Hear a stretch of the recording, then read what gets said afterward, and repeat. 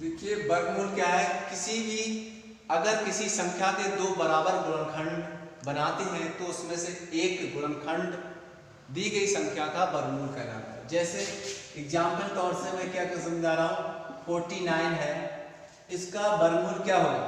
वर्गमूल का जो चिन्ह है, वर्गमूल का होता है रूल, ये चिन्ह होता है वर्गमूल का। अगर इसका वर्गमूल का हम लिख सकते हैं इसका 7 गुणा 7, उतने ही से उतने गुण, इस जोड़े में से एक 7 क्या आ जाएगा, इसका वर्गमूल है। अगर 7 को 7 से ही गुणा करेंगे हमारा क्या आ जाएगा 49, तो 49 का वर्गमूल कितना हुआ 7 हो गया। और दूसरा एग्जाम्पल तौर से देख सकते हैं 25 का, देखिए 5 गुणा 5, उतने ही से उतने गुणनखंड करेंगे और इस गुणनखंड में से एक गुणनखंड इसका वर्गमूल होगा। ठीक है, ऐसे ही 64 लीजिए तो क्या आ जाएगा 8 गुणा 8, इसका वर्गमूल क्या जाएगा 8। तो इस तरह से हमारे क्या हो जाएंगे, वर्ग हो जाएंगे। जैसे 100 का लीजिए, देखिए 100 का क्या हो जाएगा 10 गुणा 10, तो इसका क्या हो गया 10, एक जोड़ा में से एक 10 आया। इस तरह से हमारे ये वर्गमूल निकलते हैं। कोई भी कितना भी आ जाए, पॉइंट में आ जाए चाहे दशमलव में आ जाए, 10 को तो 10 से उतने से उतने गुणा करके देख लिया, अगर 100 आ जाए तो हमारा उतना ही वर्गमूल है। अब देखिए 144 का, देखिए 144 का देखो 12 गुणा 12, यानी उतने से उतने गुणा करिए, इस जोड़ा में से एक 12 आ गया, ये हमारा आंसर हो गया। और बताते हैं घात क्या है। अब देखिए घात क्या है, कहते हैं घात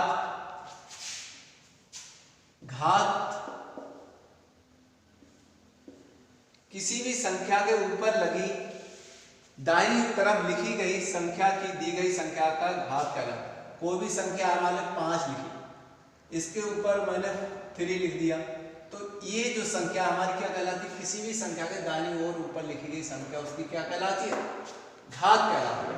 अब 5 की पावर 3 है तो इसको 5 या 15, लड़के ये कर देते हैं 5 या 15, ये गलत है। तो हम 5 को 3 और 5 गुणा 5 गुणा 5, इनकी गुणा 5 25 25 बन जाए 125, ये आ गया। ऐसे ही 2 की पावर 3, तो 2 3 6 कर देंगे, गलत है, 2 गुणा 2 गुणा 2, 3 बार, जितनी घातें होंगी उतनी ही बार गुणा में लिखा जाएगा। तो कितना होगा 2 दूनी 4 4 दूनी 8, देखिए 2 दूनी 4 4 दूनी 8। अब लिखिए 2 की घात 2, बचेगा 2 दूनी 4, ये ऐसे नहीं, 2 गुणा 2, जितनी, तो 2 दूनी 4। 1 की घात 5, तो 1 को 5 बार लिखेंगे, 1 गुणा 1 गुणा 1 गुणा 1 गुणा 1, तो उसका मान 1 आया। जिसकी 1 की घात की जितनी वो 12 हो 13, उसका मान ही 1 आए। और जिसकी भी संख्या, जैसे 25 की घात अगर 0 है, किसी भी संख्या की घात अगर 0, उसका मान 1 होगा। ठीक है, मान लीजिए 100 की घात में लिख रहा हूँ 0, तो उसका मान भी 1 होगा। किसी भी संख्या हो इसका जिसकी घात 0 है, उसका मान हमेशा 1 होता है। अब देखिए घातों में भी एक ट्रिक है।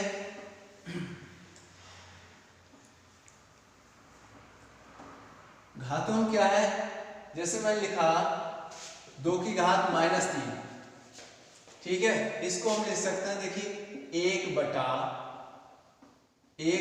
2 की घात, -3 अंदर क्या आएंगे, जब घात ये नीचे जाएगी ये प्लस की 3 हो जाएगी।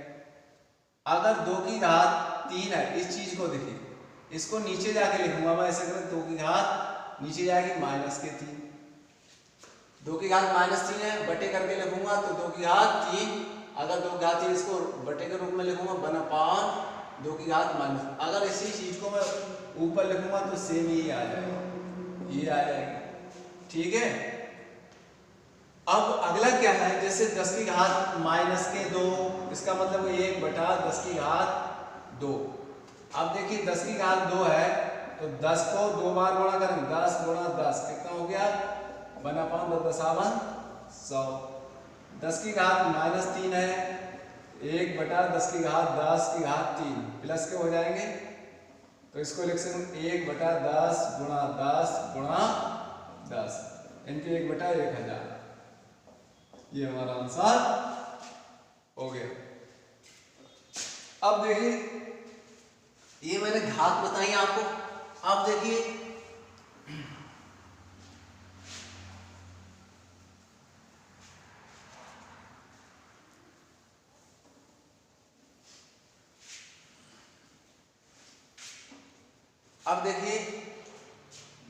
वर्ग, वर्ग वर्ग क्या है? किसी भी अगर किसी संख्या की घात का मान 2 होता है तो वह संख्या क्या कहलाती है? वर्ग कहलाती है। जैसे 3⁻2। अगर किसी भी संख्या का मान, किसी भी घात का मान अगर 2 होता है, किसी संख्या के ऊपर दाईं ओर लिखी गई संख्या का मान 2 होता है तो वह संख्या क्या कहलाती है? वर्ग है। ये है 3 का वर्ग, क्या करोगे? 3 गुणा 3, 3 2 9। 5 की घात 2 देखिए, जिसकी घात अगर 2 है वो क्या कहलाती? संख्या का वर्ग कहलाती है। 5 गुणा 5 50 25। 6 का वर्ग तो 6 गुणा 6 6 6 36। ऐसे 25 का वर्ग तो 25 गुणा 25 25 625। तो इस तरह से हमारे वर्ग निकल कर आ जाते हैं। अब देखिए मैंने आपको वर्ग बता दिया, वर्गमूल बताया, घात बताई, ठीक है। अब देखिए पहले मैं आपको किसी भी संख्या का वर्गमूल निकालना, सबसे कठिन होता है वर्गमूल निकालना। देखिए वर्गमूल है, घन है। अगर घन देखिए, घन भी समझ लीजिए, घन है आपकी जगह। घन क्या है? जिसकी घात 3 है 5, जिसकी घात 3 है वह उस संख्या का क्या कहलाता है? घन कहलाता है। तो 5 गुणा 5 5 गुणा 5 55 25 25 पंजे 125। और 6 की घात 3 है तो 6 गुणा 6 गुणा 6 6 6 36 36 छक्का 216।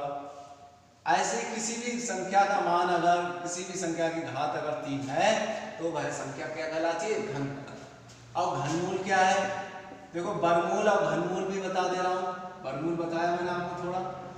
घनमूल देखिए, जैसे हमने 125 का घनमूल निकाली, यहाँ इसके जो लिखे होंगे ये 3 लिखे होंगे। घनमूल का चिन्ह है। वर्गमूल का क्या है? वर्गमूल में केवल रूट होगा, खाली रूट होगा, और घनमूल में 3 होगा। तो इसका मतलब हुआ, इसके गुणनखंड करो, 5 गुणा 5 गुणा 5। 3 बार में छूटेगा। वर्ग में 2 बार का जोड़ा बनता था, इसमें 3 का एक जोड़ा। तो 3 के जोड़े में से 1 5 हमारा आंसर आ जाएगा। तो 125 का घनमूल कितना आया? 5। अब देखिए 64 का घनमूल, घनमूल का एक चिन्ह, ये घनमूल का चिन्ह 1/3 भी लिख सकते हैं। और वर्गमूल का चिन्ह ये होता है, इसका लिख सकते हैं 1/2। जैसे x की पावर 1 रूट में तो x की पावर 1/2। ऐसे ही घन को लिख सकते हैं। घन को क्या लिख सकते हैं हम? देखिए x की पावर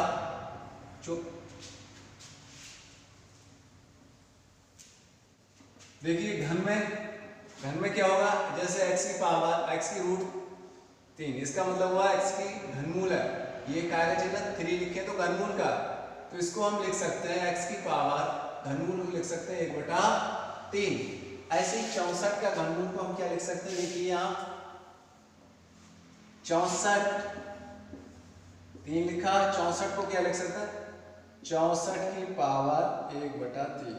3 का मतलब हुआ इसका घनमूल। 64 का लिख सकते हैं 4 गुणा 4 गुणा 4। 4 चौक 16, 16 चौका है 64। इस 3 के जोड़े में से 3 का पेयर एक जोड़ा जो 3 का बनेगा, तो इसका 4 आंसर आएगा। तो घनमूल हमारे 3 का जोड़े में से 4 आएगा, 3 के में से 1 पाएगा।